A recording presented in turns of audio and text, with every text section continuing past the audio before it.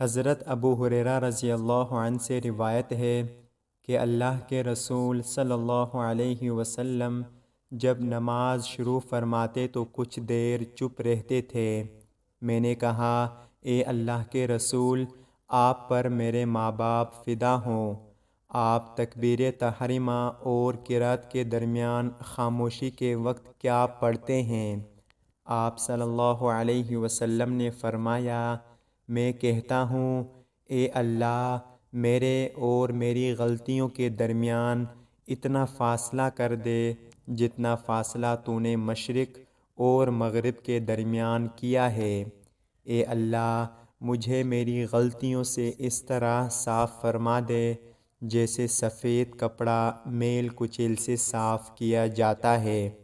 اے اللہ، مجھے میری غلطیوں سے برف، پانی اور اونوں کے ساتھ دھو دے۔ حضرت عمر بن خطاب رضی اللہ عنہ نے کہا کہ اللہ کے رسول صلی اللہ علیہ وسلم نے فرمایا، اعمال کا اعتبار نیت سے ہے، ہر آدمی کو اس کی نیت کے مطابق اجر ملے گا۔ چنانچہ جس شخص کی ہجرت اللہ اور اس کے رسول کی خاطر ہے تو اس آدمی کی ہجرت اللہ اور اس کے رسول کی طرف سمجھی جائے گی، اور جس شخص کی ہجرت دنیا حاصل کرنے یا کسی عورت سے نکاح کرنے کی خاطر ہے تو اس کی ہجرت اس چیز کی طرف سمجھی جائے گی جس کی خاطر اس نے ہجرت کی۔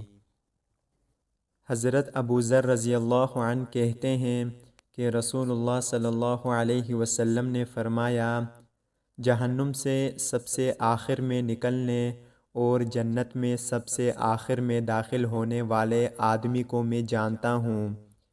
ایک آدمی کو لایا جائے گا اور اللہ تعالیٰ فرشتوں سے کہے گا، اس سے اس کے چھوٹے چھوٹے گناہوں کے بارے میں پوچھو اور اس کے بڑے گناہوں کو چھپا دو۔ اس سے کہا جائے گا، تم نے فلاں فلاں دن ایسے ایسے گناہ کیے تھے، تم نے فلاں فلاں دن ایسے ایسے گناہ کیے تھے۔ آپ صلی اللہ علیہ وسلم نے فرمایا، اس سے کہا جائے گا، تمہارے ہر گناہ کے بدلے ایک نیکی ہے۔